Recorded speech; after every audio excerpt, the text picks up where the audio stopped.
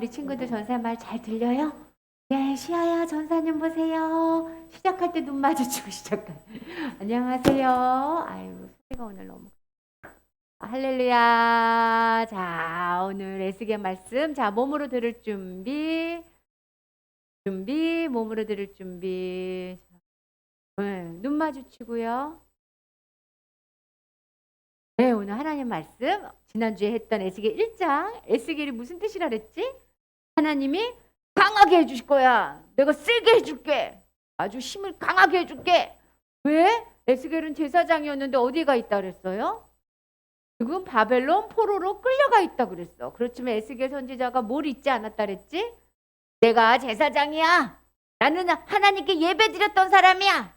이런 걸 잊지 않고 거기에서 뭐 하고 있다 그랬어요? 거기서 제사 드려? 바벨론에 가서? 아니, 다른 나라에 끌려가서 제사 못 지내. 그발강가에서 다른 사람이랑 같이 계속 흙이랑 이런 거 나누고 있었어. 그러면서 밤마다 사람들이 막 울었어. 왜 하나님은 우리를 여기로 끌어다 놓고 이렇게 힘들게 하는 거야? 그러던 어느 날 누가 나타나신 거야? 맞았어. 하나님이 뭐 타고 오셨어요? 얼굴이 몇 개였지? 맞아. 얼굴이 4개인 것들을 타고 내려와가지고 막 에스겔이 깜짝 놀라서 보고 있었죠. 그래서 사람들이 와, 우리를 하나님이 이스라엘만 있는 줄 알았더니 우리가 끌려온 바벨론에도 하나님이 계시는구나. 우리가 이렇게 울 때도 우리만 우는 줄 알았더니 누가 옆에 계셨어? 하나님이 계셨구나. 그래서 잊지 말아야 되는 건 하나님은 언제나 함께 하셔. 알았죠? 속상한 일이 있을 때 더 함께 하셔. 어려울 때 더 함께 하셔. 무서울 때 더 함께 하셔. 그때 하나님을 생각해낼 줄 알아야 돼. 그게 믿음이에요. 막 무서워만 하는 게 아니라 하나님이 생각이 나야 돼. 생각이 나요? 유주도 생각이 나요? 어렵고 힘들 때? 오늘은 2장부터 3장까지 말씀 일으켜 세우시는 하나님. 하나님이 번쩍 일어나서 세우라 그래. 에스겔한테 딱 오더니 하나님께서 에스겔아 일어나라 이러는 거야. 에스겔이 놀래가지고 엎드려져서 벌벌 떨고 있었는데 하나님을 보니까 너무 놀래서 에스겔아 일어나라. 근데 에스겔이 힘이 있어요? 스스로 못 일어나. 그러니까 하나님께서 위에서 손 같은 게 쑥 내려와서 에스겔을 쑥 이렇게 세워주는 거예요. 우리가 힘들 때 하나님 도와주세요 그러면은 힘내 이렇게 말만 하는 분이 아니야. 어떻게 해? 우리에게 힘을 이렇게 주시고 우리를 일어나게 해주시는 거야.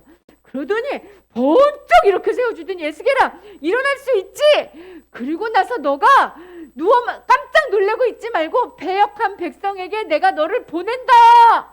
패역한 백성에게 가라. 아니, 패역한 백성에게 가라는 게 누구지?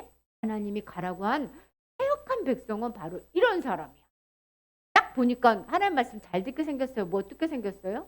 안 듣게 생겼어. 맞았어. 이 사람들을 하나님이 뭐라고 성경책에 그랬냐면 하나님을 배반한 사람들이라고 그래. 하나님하고 약속을 했거든요. 이제부터 하나님 말씀 순종하고 하나님만 믿을게요 하고 약속해놓고선 약속을 깨버려. 아빠가 엄마가 피자 사줄게 하고 맨날 약속 깨면 기분이 어때요? 배반하는 아빠지. 배반하는 엄마지. 그것처럼 하나님한테 배반하는 거예요. 배반해놓고서 뭐라는 줄 알아? 얼굴이 뻔뻔해. 내가 뭘 하나님한테 그러는 거야. 내가 뭘 약속을 안 지켰어요? 이러는 거야. 얼굴이 뻔뻔해. 그래서 하나님께서 이 사람들을 뭐라 그러냐면 마음이 딱딱하게 굳은 사람들이야. 마음이 딱딱하게 굳은 사람들은 하나님의 말씀을 들어도 마음으로 안 들어가. 머리에서 딩용, 뒤에서 슝 하고 빠져나가. 그런 사람은 마음이 딱딱해서 그래. 하나님의 말씀을 들어도. 그래서 이런 사람들은 패역한 백성들은 하나님하고 약속도 안 지키지. 약속 안 지켜도 얼굴이 뻔뻔하지. 하나님 말씀 아무리 들어도 마음이 안 움직여. 그런 사람들 특징이 뭐냐면 죄를 많이 짓고 있어도 내가 무슨 죄를 졌는데? 내가 예배도 드리고 성경도 보고 찬송도 하고 다 하는데 내가 무슨 죄를 졌는데? 하고 하나님 앞에 죄 지은 걸 몰라요. 자기가 얼마나 죄인인 걸 몰라. 그런 패역한 백성에게 가라 그러는 거야. 이게 누구였냐면 바벨론 포로로 끌려온 이스라엘 사람들이 다 이런 거예요.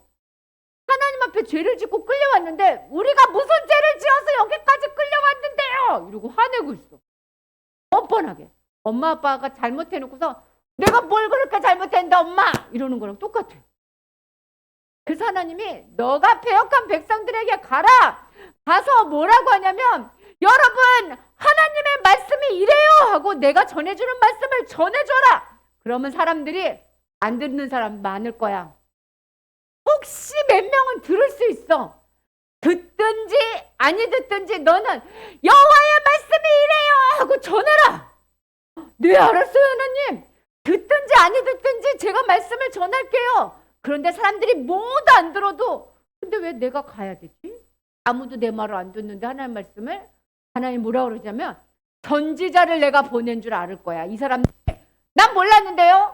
하나님 가르쳐주지도 않았잖아요. 이러지 못하도록 선지자인 내가 너를 보낼 테니까 너가 전애들한테 내 말을 전해줘라 이러는 거야. 네 알았어요. 그리고 하나님께서 에스겔을 번쩍 이렇게 세워줘. 그러더니 뭐라 그러는 줄 알아요? 에스겔아 이제부터 너는 가시 덩굴 사이에 사는 걸 거야. 가시가 여기 옆에 있으면 어떻게 되지? 막 찔리지. 바늘이 꾹꾹꾹꾹 찌르는 것처럼 힘들 거라는 거야. 정갈이라는 벌레가 너한테 와서 막 갉아먹은 것처럼 너가 힘들 거야. 그래도 내 말을 전해야 된다. 내 말을 가서 열심히 전해. 그 전에 뭐 해야 되냐면 내가 주는 말을 먼저 먹어야 된다. 이렇게 얘기해. 하나님의 말씀을 전하려면 하나님의 말씀을 먹으래. 친구들 하나님의 말씀 먹는 거 봤어요? 에스겔 선지자가 최초로 하나님의 말씀을 먹었는데 하나님의 말씀을 먹었을 때 맛이 어땠을까? 새콤했을까? 매콤했을까? 달콤했을까? 씁쓸했을까? 너무 궁금하죠? 오늘의 에스겔 선지자가 하나님 말씀을 전하기 위해서 말씀을 먹는 이야기야. 하나님 말씀을 먹어라. 그러더니 하늘에서부터 두루마기가 손으로 쑥 내려오는 거야. 저거 뭐지? 저게 말씀인데? 저 말씀이 갑자기 에스겔 선지자 앞에서 르륵 펴지던데 에스겔이 딱 보니까 뭐라고 써있냐면 애곡 애가 제야. 뭐냐면 너희들이 말을 안 들어서 이제부터 혼날 거다. 너희들 이제부터 힘든 일만 생길 거다. 이런 말씀이 여기에 가득가득 써 있는 거야. 그래가지고 선지자가 아이고 이거를 먹으라고요. 너도 패역한 백성이 되지 말고 이 말씀을 먹고 가서 전해주어라 이러는 거야. 그래서 입을 벌려라. 그러니까 에스겔 선지자가 입을 팍 벌리니까 그 말씀이 입으로 쑥 들어가가지고 뱃속으로 쑥 들어갔거든요. 무슨 맛이었는지 알아맞혀보. 무슨 맛이었을까? 아무 말도 없었을 것 같다. 또 김치 같았을까? 피자 같았을까? 치킨 같았을까? 성경에 써 있어. 무슨 맛 같았냐면 꿀맛처럼 달아요. 어머, 하나님의 말씀. 근데 여러분 성경책 찢어서 먹어보면 안 돼요. 그렇다고. 여기는 하늘에서 내려오는 말씀인 거야.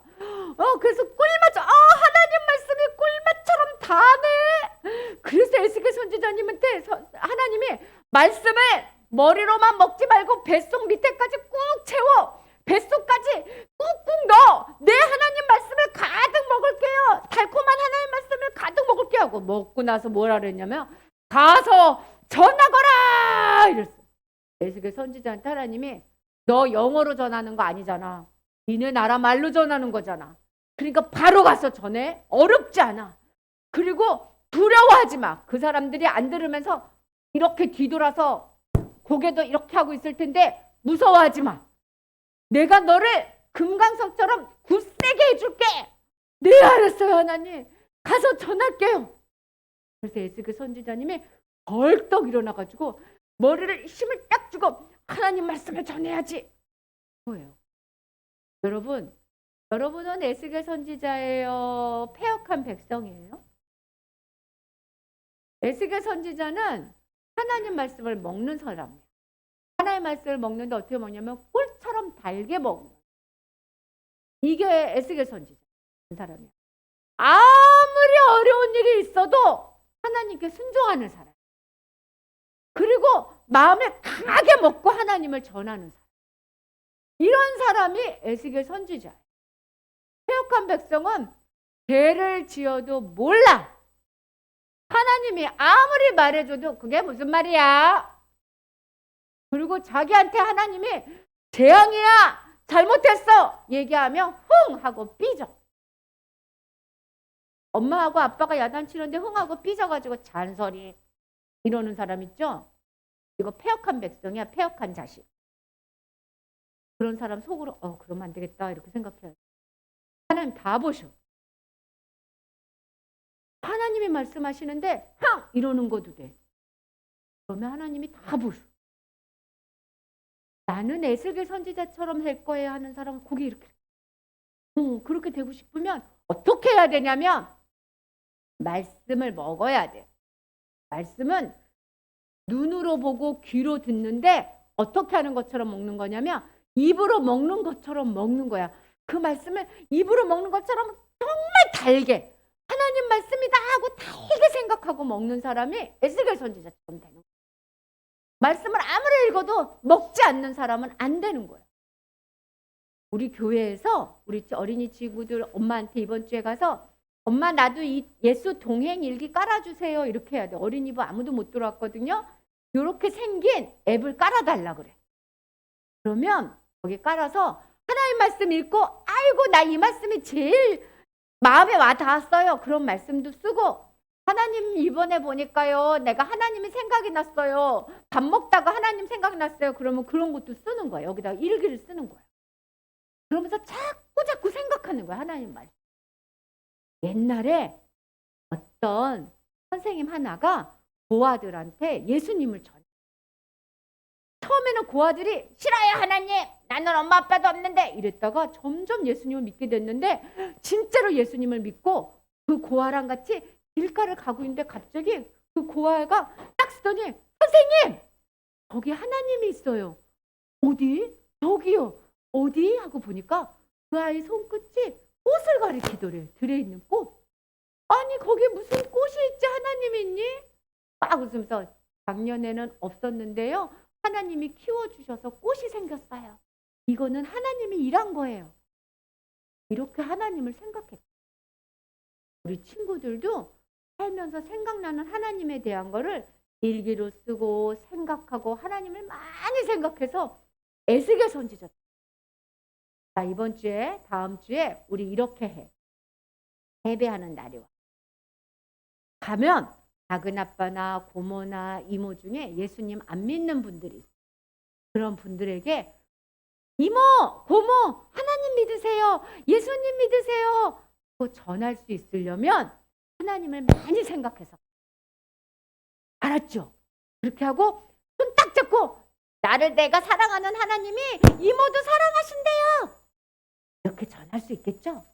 용기를 내서 이번에는 한번 그렇게 해보도록 해요. 하나님한테 한번 손 모으자. 오늘 여기가 왜 이러지? 자, 손 이렇게 모으고 눈 감고 하나님 말씀 먹는 거 생각해. 하나님, 저도 에스겔 선지자처럼 말씀을 달게 먹고 용감하게 전할 수 있도록 도와주세요. 패역한 백성처럼 자기 잘못도 모르고 하나님 말씀을 들어도 잊어버리지 않도록 주님 도와주세요. 예수님 이름으로 기도합니다. 아멘.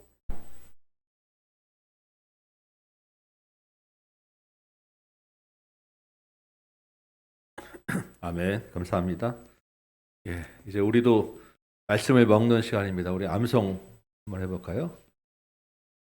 암송하는 가운데 꿀처럼 다는 그런 맛을 한번 느껴보시기 바랍니다. 오늘 우리가 암송할 말씀은 에스겔 3장 17절 말씀이에요. 에스겔 3장 17절 말씀. 같이 한번 읽어보도록 합니다. 3장 17절 시작. 인자야, 내가 너를 이스라엘 족속의 파수꾼으로 세웠으니 너는 내 입의 말을 듣고 나를 대신하여 그들을 깨우치라. 아멘. 한번 외워볼까요? 연습 한번 해보시기 바랍니다. 말씀을 입에서 받아서 먹어보시기 바라요.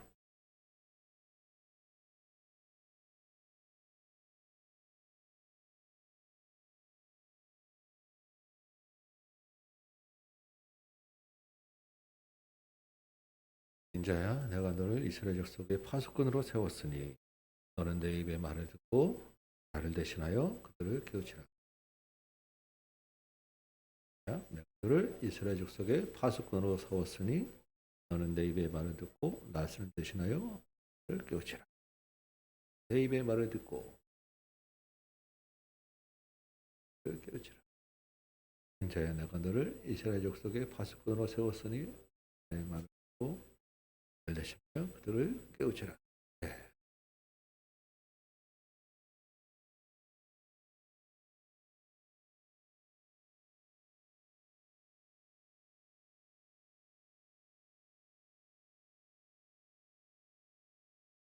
그를 이스라엘 파수꾼으로 세웠으니 내 입의 말을 듣고 그를 깨우치라.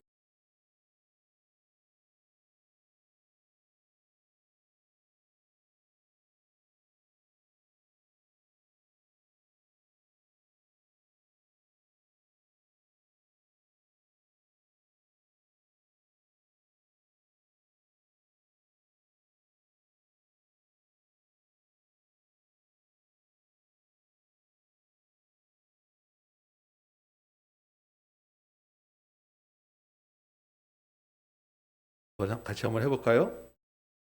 준비되셨죠? 한번 연습입니다. 시작. 인자야 내가 너를 이스라엘 족속의 파수꾼으로 세웠으니 너는 내 입의 말을 듣고 그들을 대신하여 나를 깨우치라. 다시 한번 시작. 인자야 내가 너를 이스라엘 족속의 파수꾼으로 세웠으니 너는 내 입의 말을 듣고 나를 대신하여 그들을 깨우치라. 아, 예. 이번 주 여러분이 아주 식사를 잘 하시는 것 같아요. 잘 외우십니다. 한 주에 하나씩 정도는 그래도 먹을만 하죠. 우리 안에 지금 그래도 예수님의 말씀이, 하나님의 말씀이 많이 좀 쌓여 있습니다. 이 말씀들이 안에서 소화가 되고 우리 피가 되고 살이 될 거예요. 우리 마지막으로 한 번만 해보고 이제 하도록 하겠습니다. 연습 마지막 시작. 인자야 내가 너를 이스라엘 족속의 파수꾼으로 세웠으니 너는 내 입의 말을 듣고 날 대신하여 그들을 깨우치라. 네, 좋습니다. 한번 자리에서 일어서시기 바랍니다. 에스겔 3장 17절부터 쭉 외우는 거예요. 준비되셨죠? 시작. 에스겔 3장 17절 말씀. 인자야 내가 너를 이스라엘 족속의 파수꾼으로 세웠으니 너는 내 입의 말을 듣고 날 대신하여 그들을 깨우치라. 아멘. 네.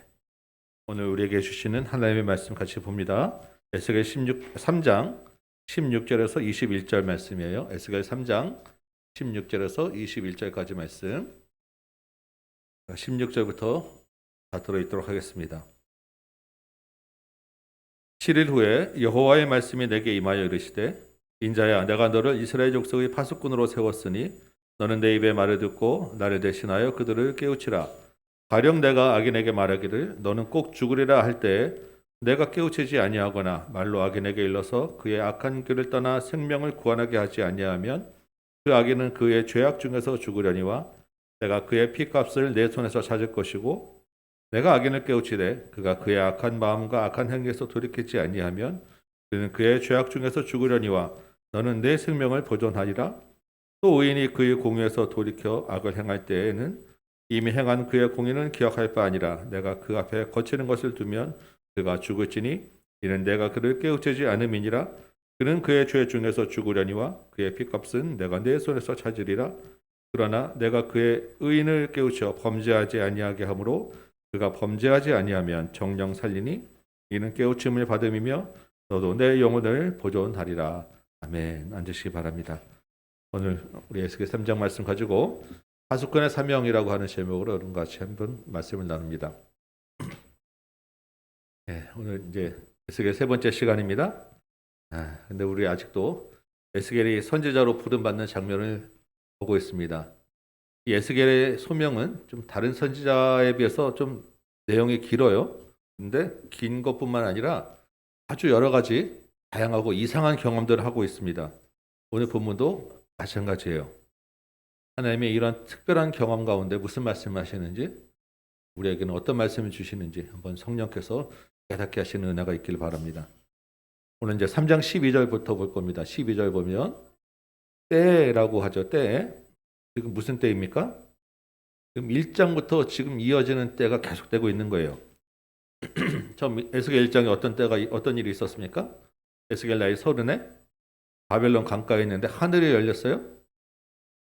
아까 나왔지만 네 얼굴을 가진 네 생물이 서로 연해서 움직이는데 그 안에 하나님의 영이 있고 그 네 생물들 위에 수정 같은 덮개가 쌓여 있고 그 덮개 위에 영광스러운 보좌가 있고 거기 하나님이 계셨어요. 에스겔이 그 하나님의 영광을 보고 땅에 엎드렸죠. 엎드린 에스겔을 향해서 하나님의 말씀이 들립니다. 내 발로 일어서라. 내가 너를 패역한 백성에게 보내겠다. 그들이 듣든지 아니 듣든지 내 말대로 전해라. 그리고 이 애가가 가득한 두루마리를 받아먹게 합니다. 패역한 백성보다 내가 너를 더 강하게 해줄 거야. 두려워 말라. 이게 이제 지난주까지 말씀이었어요. 이때 지금 이때가 지금 계속되고 있는 거예요. 이때 12절에 하나님의 영이 에스겔을 들어 올립니다. 들어 올렸다는 게 그냥 뭐 생각이 아니라 그냥 실제로 공중부양처럼 에스겔을 쑥 집어 올린 거예요. 이 들어 올려진 에스겔이 어디로 갔는지, 가서 무엇을 보았는지 그거는 기록되어 있지 않습니다. 그 대신에 그렇게 하나님의 영에 들려서 들어 올려진 이 에스겔의 마음이 기록되어 있습니다. 그 마음이 어떻다고 기록되어 있죠? 14절 보니까 근심하고 분한 마음이었다라고 합니다. 근심하고 분한 마음. 근심하다라고 하는 말은 괴롭다라고 하는 말입니다. 아주 괴롭고 분통이 터진다는 말이에요. 아니 하나님의 영광 앞에서 지금 하나님의 영에 의해서 하늘로 들려 올려지는 아주 정말 독특한 경험을 하는데 그 마음이 괴롭고 분하다는 것입니다. 우리가 일반적인 상식적 생각에는 막 기쁨이 넘치고 막 우와 막 어쩔 줄 몰라 하는 그런 흥분된 마음이어야 되는데 지금 아주 이상한 괴롭고 분한 마음이라는 얘기를 하는 거예요. 이게 도대체 왜 그럴까라는 생각을 해봅니다. 아마도 여러 가지 복잡한 마음이 막 들어있었던 것 같아요. 이 크고 놀라운 하나님의 영광을 지금 에스겔이 경험했지 않습니까? 그런데 그 영광 앞에 어떤 사람들이 있어요? 패역한 백성들이 있는 거예요. 아무리 전해도 듣지 않는 하나님이 보시기에는 정말 답답하고 화가 날 수밖에 없는 백성들이 있는 것입니다. 에스겔이 하늘에 들어 올려져서 하나님의 영광을 보면서 이 하나님의 마음을 에스겔이 갖게 되는 거예요. 이렇게 하나님이 영광이 있는데 이 백성들은 왜 이렇게 패역한 거야? 라는 그 답답한 마음, 분노하는 마음들이 에스겔 안에 들지 않았겠습니까? 근데 또 한편으로는 어떤 마음이 들었겠어요? 그 백성들한테 자기 보고 가라고 그러는 거예요. 아니 내가 가서 하나님도 지금 하나님 말씀을 안 들었는데 내가 가서 전하면 이 사람들이 잘 듣겠습니까? 보나마나 반항할 것이고 나를 괴롭게 할 텐데 막상 가려니 마음이 괴로운 거죠. 답답하고 그거 어떻게 해야 되나? 그러면서 또 어떤 생각이 들겠어요? 왜 하필 나한테 이런 일을 시키십니까 하나님? 하나님 나 그냥 밑에서 다른 일하고 제사장하고 가만히 있으면 되는데 왜 하필 나보고 이런 일을 시키시는 거예요? 라고 하는 하나님께 대한 불평과 화나는 마음이 같이 드는 거예요. 이 마음들이 같이 모아져서 답답하고 근심하고 분한 마음이 들어서 에스겔이 지금 있는 것입니다. 그런데 14절 보니까 이런 에스겔의 마음에 하나님이 어떻게 하세요? 여호와의 권능이 힘있게 감동시키셨다라고 합니다. 지금 답답하고 분한 마음이 막 끌어오르는데 하나님의 손이, 권능은 하나님의 손이에요. 손이 무겁게 그 마음을 짓눌렀다는 표현이에요. 여러분 우리가 막 보통 마음이 복잡하고 막 생각이 막 화가 나고 그러면 어떻게 되죠? 혼자서 막 그 마음에 막 그 생각이 자가발전해서 막 꼬리에 꼬리를 물고 막 이렇게 퍼져나가죠? 그러면 우리가 다른 일 손에 들어옵니까? 잘 안 들어오죠? 속에서 막 부을 끓으면서 혼자 이런저런 생각 막 하면서 어쩔 줄 몰라 하면서 해야 할 일 놓고 손 놓고 있기 딱 좋은 그런 상황인데 하나님이 그 에스겔에 끌어오른 마음을 꾹 눌러서 다른 생각으로 퍼지지 않도록 그 답답한 마음들이 그 에스겔을 사로잡지 않도록 눌러주고 계셨다는 거예요. 그렇게 들여 올려진 에스겔이 다시 그 발강가 백성들이 거주하는 곳으로 돌아왔습니다. 돌아와서 어떻게 돼 있죠? 그 다음 구절 보니까 15절 보니까 일주일을 두려워 떨며 보냈다고 합니다. 에스겔이 충격이 크지 않았겠습니까? 여러 가지 생각들이 떠나지 않았을 거예요. 일주일 동안 그냥 얼빠진 사람처럼 보내는데 아마 그 에스겔이 일주일 동안 내가 이 사역을 할 수 있을까? 감당해야 되나? 어떻게 할까라는 그런 고민을 많이 했었을 것입니다. 그렇게 사명 감당하는 것에 대한 고민을 하고 일주일이 지났는데 여호와의 말씀이 다시 에스겔에게 임한 거예요. 그래서 16절에 뭐라고 합니까? 드디어 하나님 말씀하시죠. 내가 너를 이스라엘의 파수꾼으로 세웠다. 오늘 우리가 암송했던 17절 말씀이 기록되어 있는 것입니다. 여기까지 이제 에스겔의 소명받는 장면을 쭉 우리가 살펴봤는데 정말 특이하죠? 다른 선지자들하고 많이 다릅니다.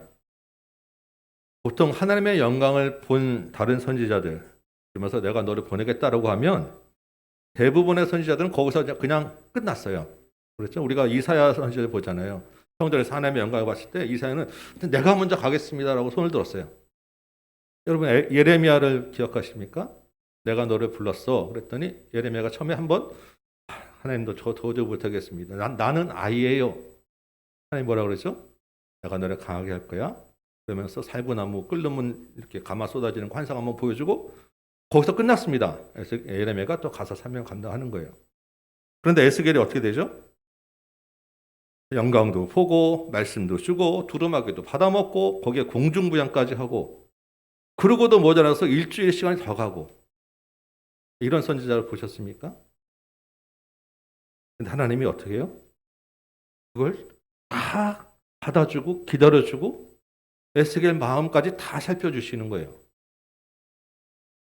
우리가 이런 생각들을 해보는 거예요. 하나님이 정말로 다양한 사람들을 다양한 방법으로 부르시는구나. 우리 같으면 사실 에스겔 이 정도 반응 나오면 내가 뭘 부탁하거나 여기 하나님 아니더라도 힘 있는 자리에서 뭘 시켰는데 이런 반응 나오면 어떻게 되죠? 관도. 벌써 대방 그박되지 않겠습니까? 알았다. 그만두라 하고 다시 안 보죠. 기분 나빠하고. 그런데 하나님이 그렇게 하지 않으신다는 거예요. 우리의 마음을 충분히 고려해 주시고 우리를 충분히 인격적으로 대해 주시고 기다려 주신다는 것입니다. 여러분 우리가 하나님의 일을 한다고 해서 우리 마음이 다 기쁘고 평안할 수는 없어요. 여러분 많이 경험하지 않으세요? 하나님의 일을 한다고 해서 늘 우리 마음의 열정이 충만하고 주저없이 가겠습니다라고 그렇게 할 수는 없다는 거예요.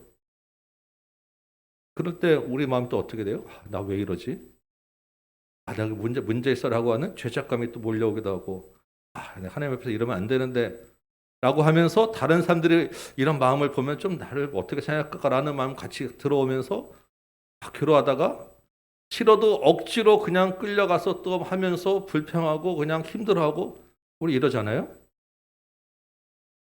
에스겔처럼 괴롭고 분이 나는 경험들을 우리가 하게 되는데 실제로 우리가 그런 마음들을 들 때 우리는 그런 마음이 잘못된 것인 줄 알고 그런 마음을 감추려 하고 그렇게 하려면 안 된다고 우리를 괴롭게 하는 때가 또 많이 있다는 것입니다. 그런데 하나님이 실제로는 그 다양함을 인정해 주신다는 거예요.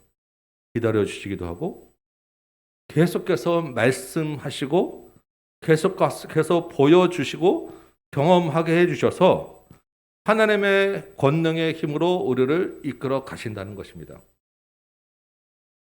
여러분 제가 매주마다 이 자리에 서지만 제 마음이 에스겔 같은 때가 한두 번이 아니에요. 괴롭고 답답한 마음. 왜 그렇겠습니까? 일주일 동안 내내 말씀을 본다고 하시면 꼭 그 원고는 마감 시간 임박해 써지잖아요. 막바지까지 끝에 마지막에 몰려서 막 이렇게 하다 보면 피곤하기도 하고 나는 왜 매주마다 이러지? 라고 하는 마음에 그 마음들을 가지고 이 자리에 쓰는데 그 올 때까지 또 집에서 막 분주함 때문에 마음에 막 그냥 또 여러 가지로 막 부글부글 끓여가지고 여기서 쓰고 이렇게 전하고 하는데 여러분들이 중간중간에 가끔 가다가 잠깐 이제 다른 분 만나고 오시기도 하고 아멘 아멘 하는 것처럼 말은 하고 고개만 끄덕끄덕 하시면 또 막 부글부글 끓어오르고 저는 잘했다 막 하는데 여러분들이 별로 이렇게 삶이나 이렇게 바뀌는 것 같지 않으면 늘 그 자리에 있는 것 같다 보이면 또 답답하고 여러 가지 그 속에서 내가 왜 이 자리에 있는가라는 고민을 하게 됩니다. 내가 지금 뭐 하고 있는가?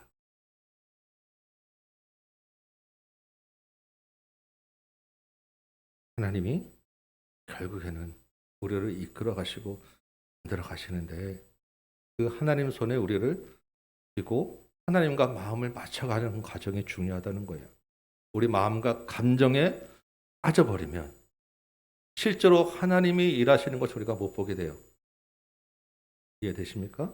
에스겔이 분한 마음을 가질 수도 있고 에스겔처럼 답답한 마음을 우리가 가질 수도 있는데 그 마음과 감정을 하나님의 손이 누르고 있다는 것을 우리가 기억하시기 바랍니다. 하나님의 손을 붙잡고 우리의 마음을 눌러서 마음을 하나님께로 맞춰가는 게 중요한 거예요. 하나님의 일이라는 것이 깊을 수도 있고 안 될 수도 있고 우리 마음대로 내 마음대로 안 될 수도 있는 건데 그 가운데서 하나님이 하시면 되는 거거든요. 이게 하나님의 일이라고 에스겔이 표현해서 꼭 이게 뭔가 신학을 하거나 교회 사역을 해야 된다고 그때만 적용되라고 아닙니다. 우리가 하는 여러 가지 일들, 결정해야 되는 일들이 하나님 손에 있는 하나님의 일들이에요. 직장에 일을 하는 것, 대학에 진학을 하는 것, 취업을 하는 것, 큰 의사 결정을 하는 것, 결혼을 위해서 배우자 만나고 상대를 결정하는 것, 중요한 하나님의 일들이에요. 그 일들 가운데 하나님과 마음을 맞춰 가셔서 하나님이 계속해서 말씀해 주시거든요. 경험하게 해주시고 그 과정들을 찾아가시는 여러분 되시기 바라요. 우리의 모든 삶 가운데서 하나님과 마음을 맞추시기 바랍니다. 이제 그 하나님이 이제 이스라엘 족속의 파수꾼으로 에스겔을 부르셨다고 하니까 이 파수꾼에 대한 이야기를 하면서 오늘 에스겔 모든 소명 받는 장면을 마무리하도록 합니다. 이 파수꾼이라고 하는 말을 들으면 먼저 딱 떠오르는 게 여호와 증인이라고 하는 이단이에요. 요즘은 잘 안 보입니다. 코로나 때문에 그때 활동을 쉬고 있는데 집집마다 벨 띵동띵동 누르고 가보면 뭐 하나 땡 내미는데 그 유인물 제목이 파수대예요. 나름 자기들이 이 파수꾼으로 열심히 설명하고 있다 애쓰나라고 하는 거죠. 그래서 사실은 하나님이 에스겔을 파수꾼으로 부르셨어요. 에스겔뿐만 아니라 하나님의 백성들을 파수꾼으로 부르신 거예요. 우리가 되찾아야 될 이름이 파수꾼입니다. 이 파수꾼은 뭐 하는 사람입니까? 경계를 하는 사람이죠. 경계를 하면 지키는 사람이에요. 고쳐서다가 급한 일 생기면 그 급한 일을 알리고 경고하는 일을 하는 사람이 파수꾼입니다. 그러면 이 파수꾼이 중요한 때는, 파수꾼의 역할이 정말 중요한 때는 언제겠어요?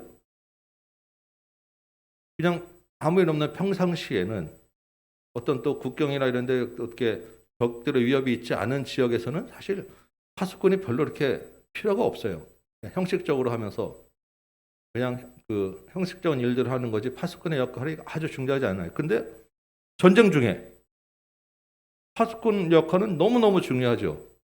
아주 긴박한 위협을 임박해서 아주 긴박한 상황일 때 파수꾼의 역할은 너무너무 중요한 것입니다. 한참 전쟁 중이거나 적의 공격을 앞두고 있으면 파수꾼처럼 중요한 역할을 하는 사람이 없어요.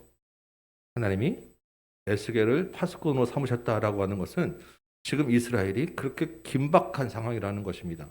아주 임박한 뭔가 큰 일이 있기 직전이라는 거예요. 실제로 에스겔을 부르고 몇 년 안 돼서 이스라엘이 완전히 멸망했어요. 여러분 지금 이 시대가 어떻습니까? 실은 우리가 사는 이 땅이 현실적으로는 굉장히 위험한 지역이에요.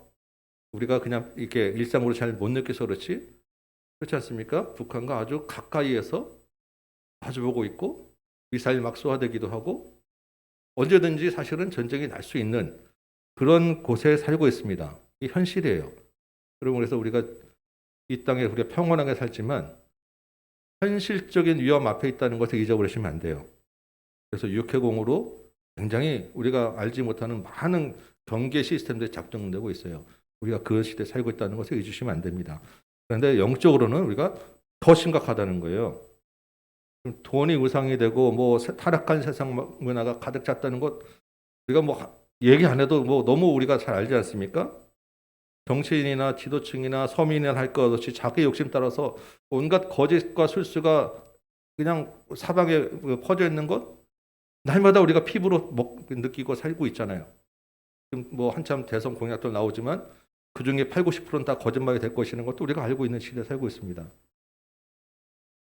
여러분, 살인이나 온갖 정말 심각한 범죄, 말도 안 되는 범죄가 날마다 신문에 몇 개씩 일어나고 있어요. 전 세계적으로 주님이 언제 오셔도 하나도 이상하지 않은 시대에 우리가 살고 있습니다. 안 그렇습니까? 하나님의 심판이 아주 임박한, 아주 긴급한 시대에 우리가 지금 살고 있다는 거예요. 이 시대만큼 깨어 있으면서 위급함을 알리는 파수꾼이 필요한 시대가 언제 있겠습니까? 절실하게 지금 파수꾼이 필요한 시대에 하나님이 주님의 교회들을 파수꾼으로 부르시고 저와 여러분을 파수꾼으로 세우셨다는 것입니다. 사단의 전략은 뭐겠어요? 이 파수꾼을 잠재우는 거예요. 파수꾼의 입을 닫게 하는 것입니다. 여러분, 코로나가 지금 이제 2년이 넘어가죠. 그 사이에 그렇지 않아도 위축돼 가던 교회가 정말 더 힘든 시간들을 보내고 있어요. 많은 모임들이 다 제한을 받고 예배만 간신히 지금 유지하고 있죠. 영적인 공급들이 자꾸 끊겨가는 거예요. 공급되지 않으면 영혼은 자꾸 말라가는 것입니다. 전도와 선교가 타격을 입고 있죠. 많은 교회가 새신자는커녕 지금 교회 유지하고 있는 성도 코로나 끝나면 어떻게든 다시 돌아오게 할까만도 쉽지 않은 그런 시대입니다. 다음 세대 청년부 우리 아이들은 이미 신앙 잃어버린 지 오래돼가고 있어요.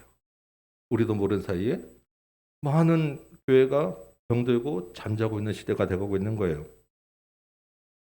코로나가 막 확산되면서 우리가 이제는 그 개인의 어떤 일상, 신상, 개인의 정보들이 쉽게 노출되고 있죠. 공익이라는 명분하에, 코로나라는 명분하에 우리가 QR코드 찍지 않으면 일상이 불가능해지고 방역 패스라는 게 있어서 지금 필요한 시대이죠. 그렇지만 그것들이 상당 부분 개인의 자유가 침해되고 있어요. 이러 보면서 이런 생각들을 많이 합니다. 마음에 걱정이 되는데 지금은 우리가 질병 때문에 공익이라는 명분 때문에 이런 것들이 다 인정되고 통용되고 있는데 그 가운데서 그나마 그래도 이런저런 신앙의 자유들이 우리가 허락되고 있는데 언제든지 또 다른 공익이라는 명분으로 이것들에 의해서 신앙이 통제되고 우리가 영적으로 제한될 수 있겠구나 라는 시대가 곧 오겠구나라는 것입니다. 한 번 넘어섰기 때문에 쉬워요. 가면 갈수록 여론과 명분에 휩싸이면 신앙과 같이 갈 수 어려운 시대가 곧 옵니다. 히브리서 목사님 시대가 전자기기만 없었다 뿐이지 경제적으로 심각한 이러한 통제 하에 있었던 거예요. 이미 그런 상황을 경험했던 것입니다. 그 가운데 깨어 있으라고 주님 다시 오실 때가 가까웠다고 심판의 때가 가까웠다고 그거 경고하라고 우리를 부르셨다는 것입니다. 우리가 이 자리에 있는 거예요. 지금 이 파수꾼이 정말 절실하게 필요한 때라는 것을 우리가 알고 있어야 된다는 하나님의 말씀인 것입니다. 그렇기 때문에 8절부터 네 가지 경우를 들면서 이 파수꾼의 책임이 얼마나 강조한지를 이야기하고 있습니다. 네 가지 경우가 쭉 제가 아까 읽어드렸는데 이런 거예요. 악인에게 하나님의 심판을 전하지 않으면 악인은 당연히 멸망하게 되겠죠.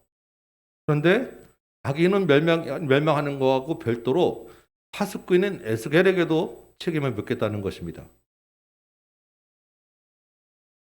악인에게 심판을 전했어요. 그런데 그 악인이 듣지 않으면 악인은 역시 당연히 망하지만 에스겔은 그 책임을 면하지 책임이 에스겔에게 있지는 않다는 거죠. 반면에 의인이라 할지라도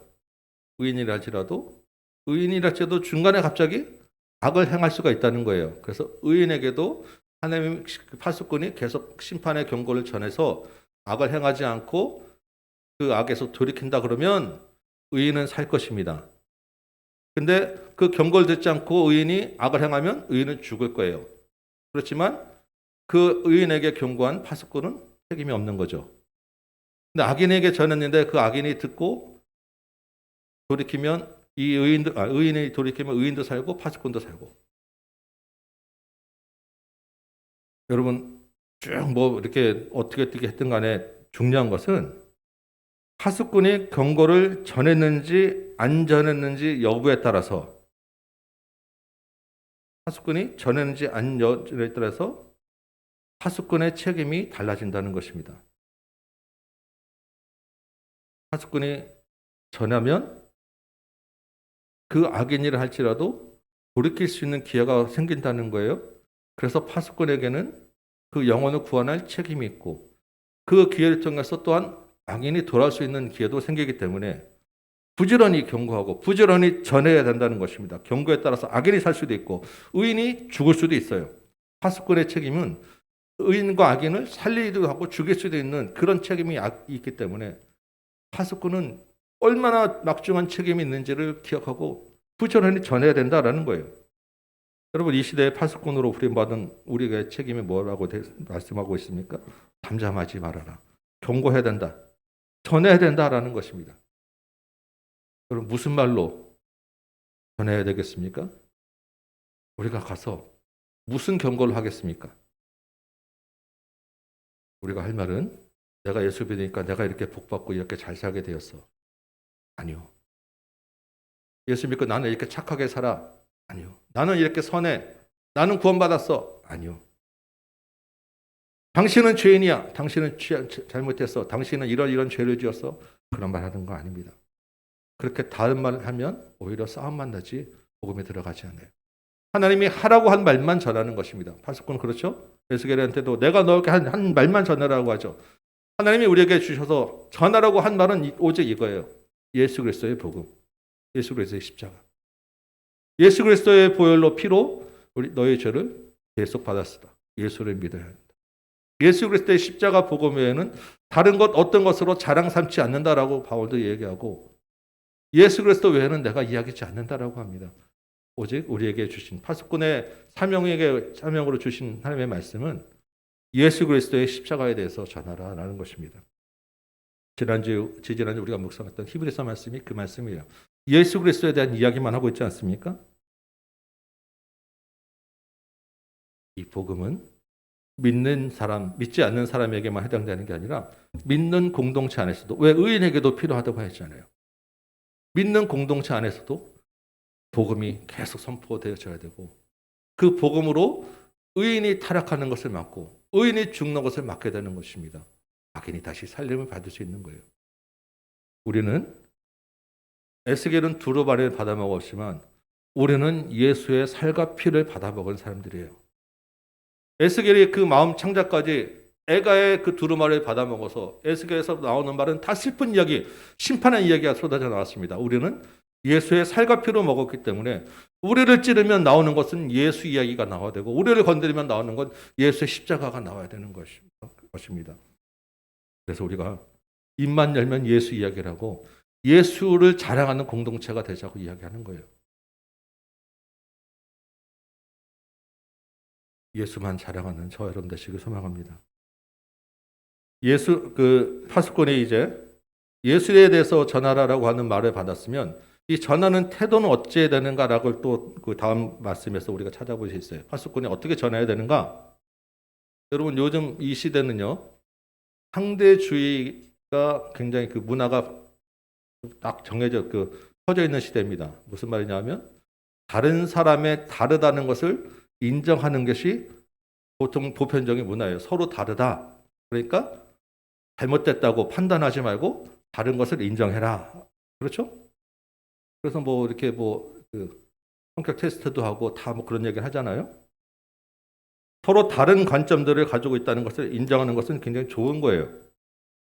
하나님도 다양한 방법으로 그 사람에 맞게 부르시잖아요.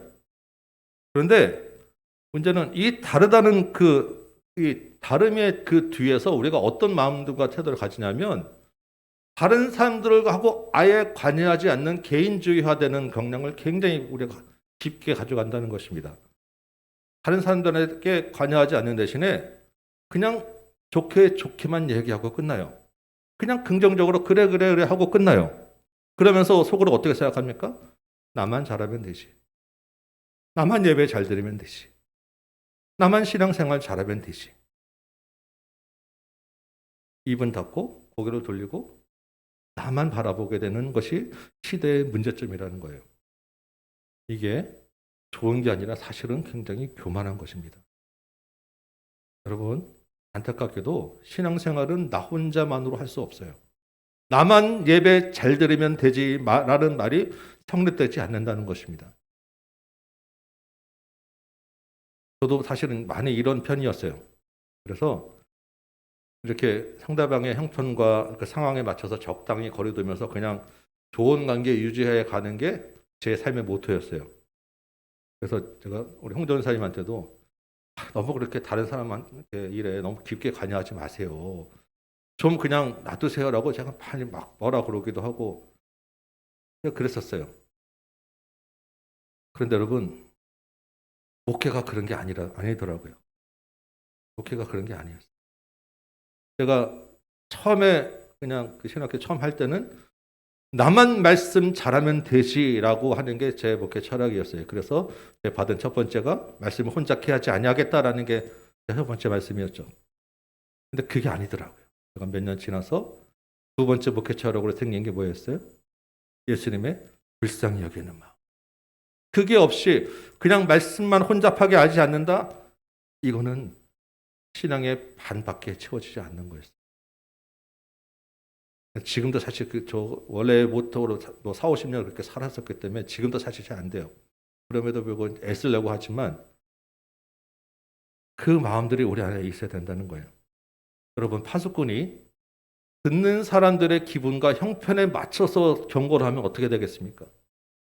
지금 긴박한 일을 전해야 되는데 아이고 저 주무시는데 깨면 안 되지. 일어나시면 전해야지.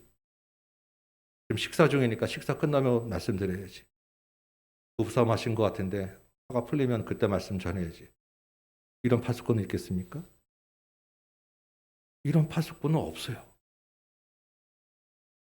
본문이 지금 그 얘기를 하고 있는 거예요. 악인이든지 의인이든지 듣든지 말든지 긴박한 상황인데 지금 가서 빨리 전해야 된다라는 이야기를 여러 가지 이야기를 통해서 하고 있는 것입니다. 그게 에스겔 시대뿐만 아니라 지금 이 시대에도 우리도 마찬가지라는 거예요. 그냥 형편 좋게 좋습니다라고 넘어갈 때가 아니라는 거예요. 여러분, 파수꾼에 전하는 내용과 파수꾼의 태도를 기억하셔야 돼요. 그런데 이 말씀을 통해서 하나 우리가 더 생각할 것은 이 본문에 지금 파수꾼의 책임만 강조하고 있는 게 아니라는 것입니다. 파수꾼의 책임에 대해서 굉장히 많이 강조하고 있는 건 맞는데 그거보다 더 중요한 것을 갖고 이야기하고 있어요. 이 본문에서 우리가 생각하고 있는 기억해야 될 것은 파수꾼으로서 인간으로서 우리가 무엇을 해야 되는가 보다 하나님의 관심은 어디에 있느냐라는 것입니다. 하나님의 마음이 어디에 있느냐. 여러분 한번 생각해 보시기 바라요. 파수꾼은 무엇을 이야기하는 사람입니까? 적이 공격해 오는 것을 이야기하는 게 파수꾼이죠. 그런데 지금 본문에서 에스겔이 경고해야 될 적군이 쳐들어온다라고 하는 그 적이 누구예요? 에스겔이 이야기해야 될 경고해야 될 적이 누구냐는 것입니다. 바벨론이에요? 아닙니다. 하나님이에요.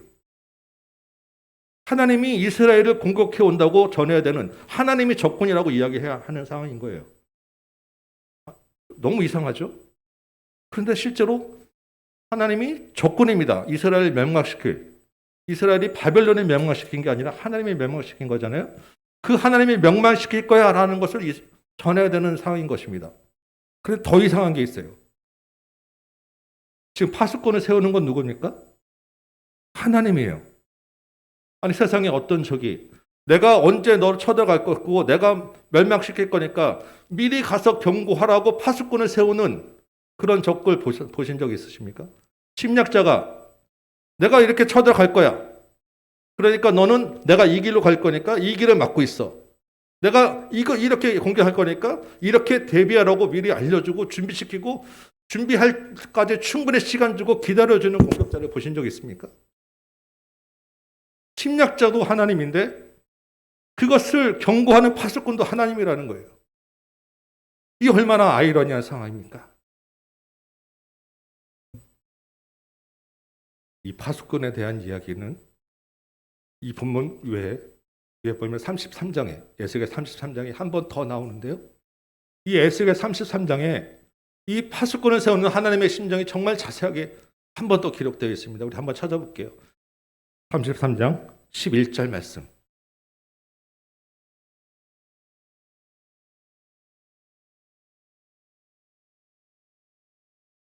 에스겔 33장 11절.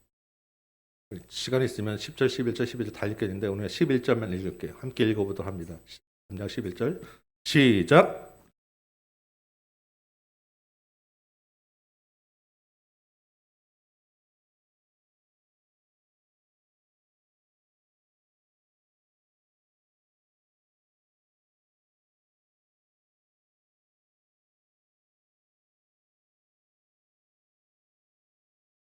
네.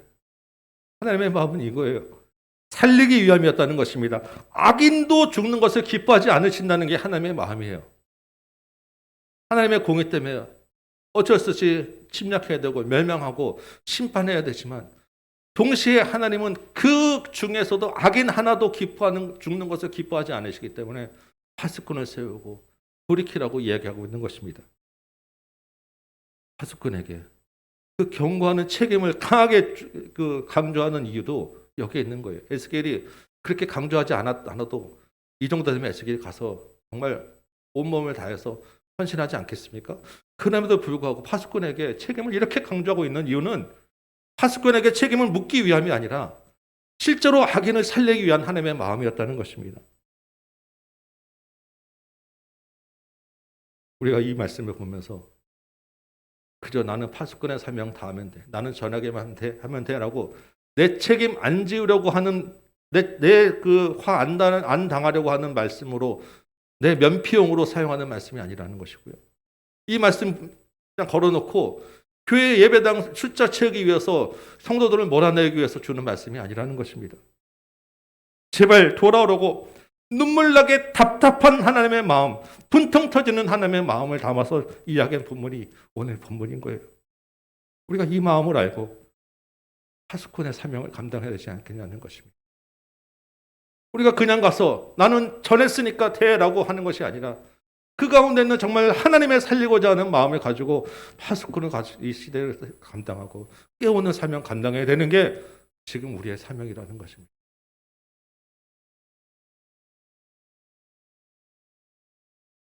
우리 보면 22절 보니까 이제 소명받는 자명을 마무리해요. 하나님이 에스겔에게 들로 나가라고 합니다. 그래서 지난번에 임했던 하나님의 영광을 다시 보여주세요. 에스겔이 이번에도 하나님의 앞에 또 엎드리죠. 그러면 하나님이 다시 에스겔을 이렇게 세우시고 말씀하십니다. 그러면서 이제 에스겔을 이 파수꾼으로 보내는 전체 소명 장면이 마무리되는데 그 마무리되는 그 말씀이 참 이상해요.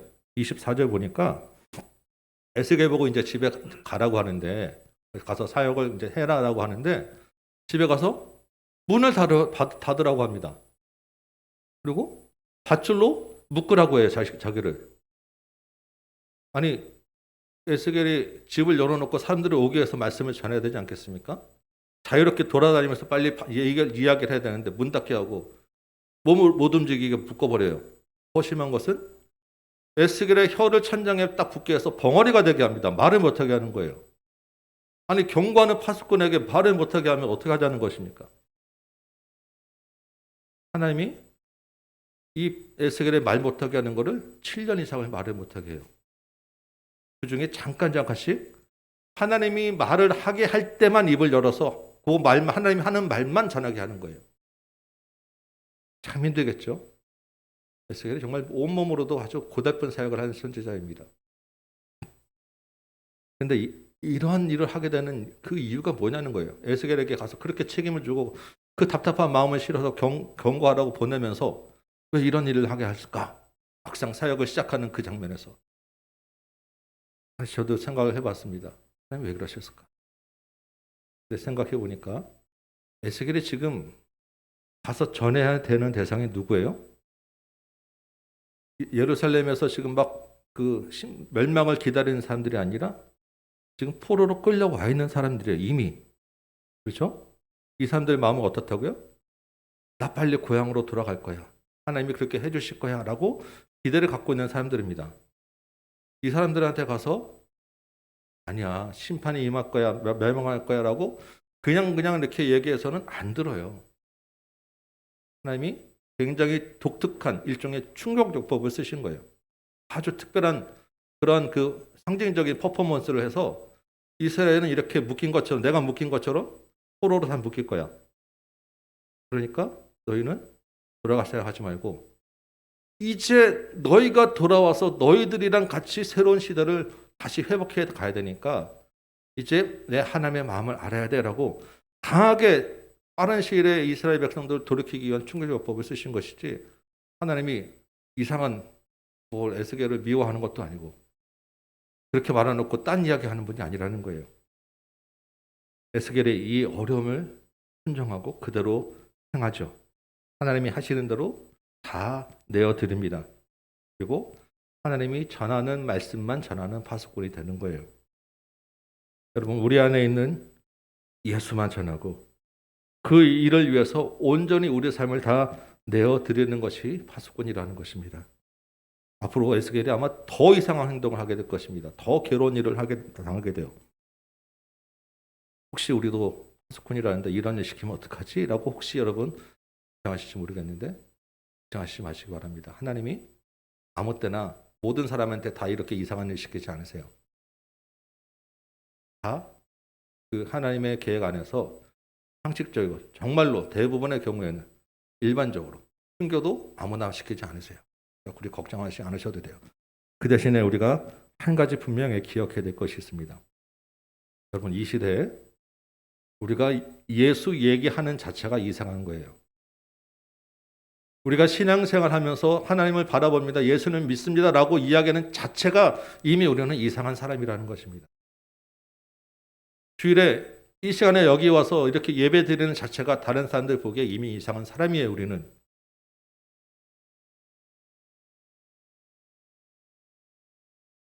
이왕 이상한 사람 된 거 확실하게 이상한 사람 되시기 바랍니다. 이왕 하나님 앞에서 특별한 사람 된 거, 하나님께 온전히 내 삶과 몸을 맡겨드리는 특별한 사람 되시기 바랍니다. 여러분, 그 아까운 물질을 여기 와서 11조 드리고 헌금하는 게 얼마나 이상한 행동입니까?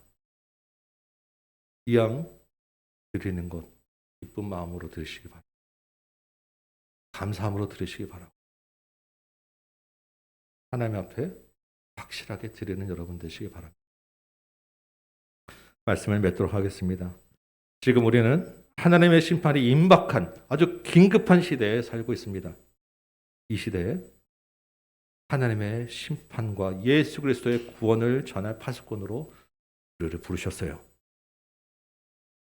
답답하고 분한 하나님의 마음, 그러면서도 악인이라도 죽는 것을 원하지 않으시는 하나님의 마음을 품으시기 바랍니다. 하나님이 이 일에 우리를 부르셨지만 우리를 함부로 대하지도 않으시고요, 막 매몰차게 내몰지도 않으세요.